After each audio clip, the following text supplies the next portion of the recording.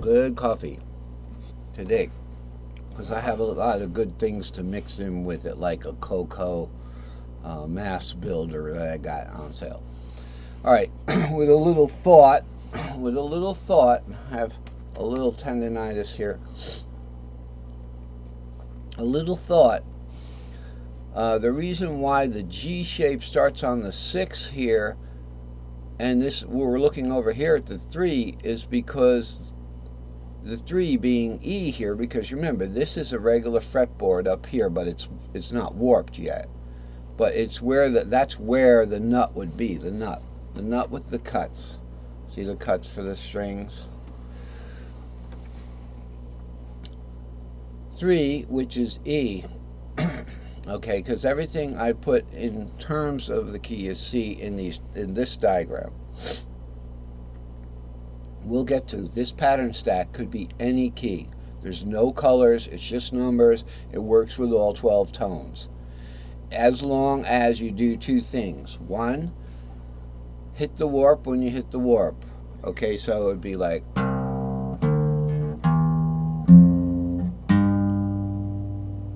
now what happened? I can't get that 7 because I just hit the 2 with the open string. 2 being the E string of a guitar, down tuned 2 whole notes on my guitar, and then it would be really a F sharp. Okay, that would be an F sharp. See, that's what I'm talking about. It could be anything, but then you couldn't get to the it would be the key of E. Actually, no, the second would be key of D, but you couldn't get to the 7th of D. You couldn't get to the C sharp.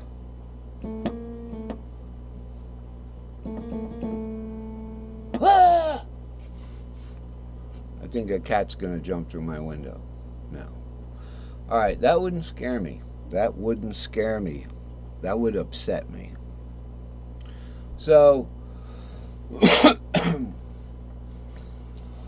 this has you fit it to the keyboard and you find the note. Okay, so when you go the 5, 6 on this string, then the 7 would be waiting up. You'd have to hit the 7 on this string. All right, and then the root would be like that. So it's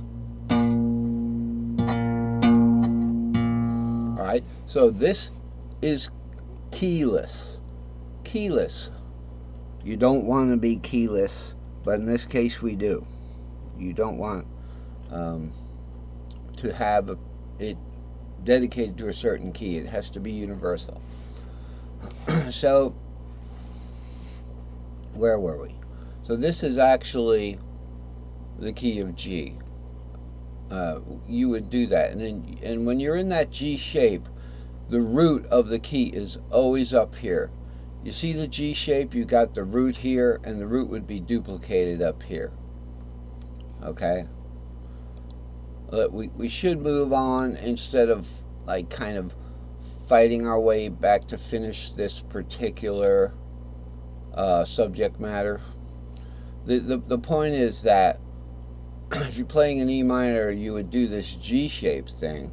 E minor here would be looked at as the 5th of as the 6th of the root key, which would be 5 being the G, which would be the 5th of C. So E minor would be the 6th of G. Okay? So that kind of stuff just comes in time. You figure the kind of relative relationships. I like to keep everything in C, so everything's relative to C. People don't like to do that. People don't. I know Eric Haugen doesn't like to do that. He's on the internet. I don't contact him. I'm not in. I haven't. I don't know him. I just from watching his videos.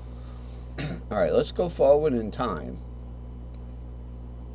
to today's video. Ta-da!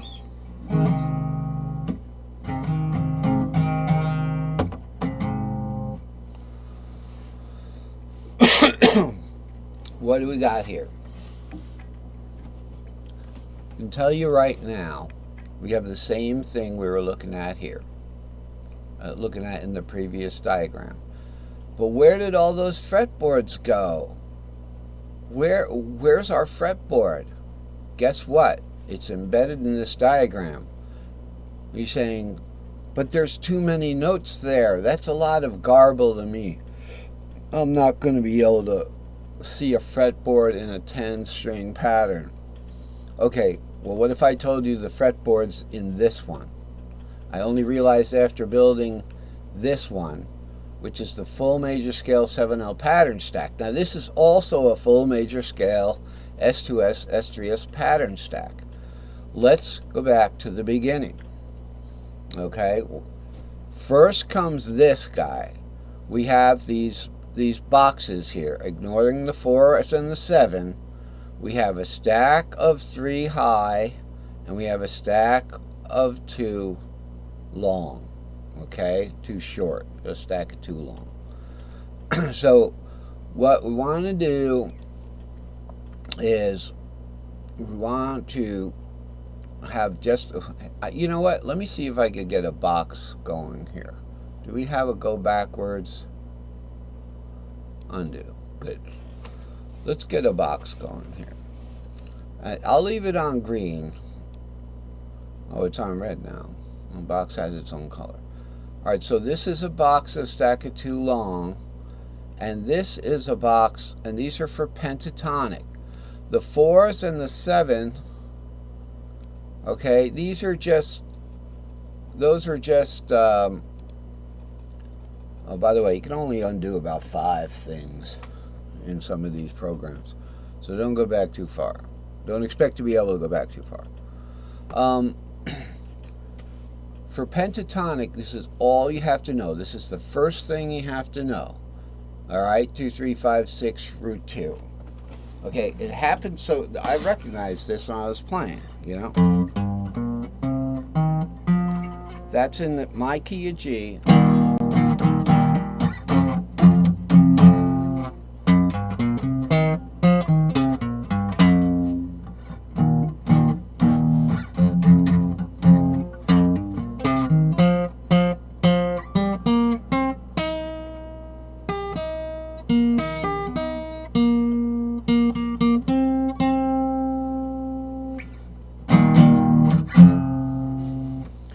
Alright, so this is a G, and this is a G. And the way to get to the higher G is the second one, and you start with this little stack here. Okay, so what goes on top of that? We're still in box mode, right? We're here. What goes on top of that is this. Now, ignore the blue in the middle. It's just there. It's just there to, you know, to separate the patterns, but they will be directly stacked on top of one another. So this is how they go. All right, vertically. And everybody wants to play vertically on the guitar.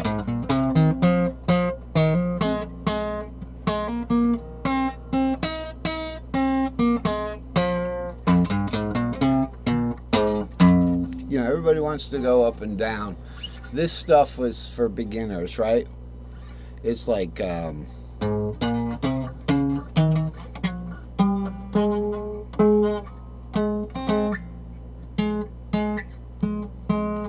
of frustrating, because when you're going sideways, things repeat themselves anyway.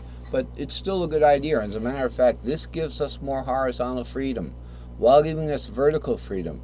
And yes, everything can be done in a horizontal way too. So the 2-3 pattern right here, again, we're just boxing off these pentatonic stacks of 3 short and stacks of 2 long. The 7L pattern puts it all together.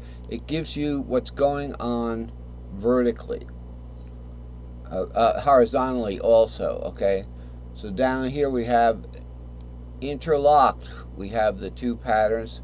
So you could go horizontally like that from one to the other. They share these members.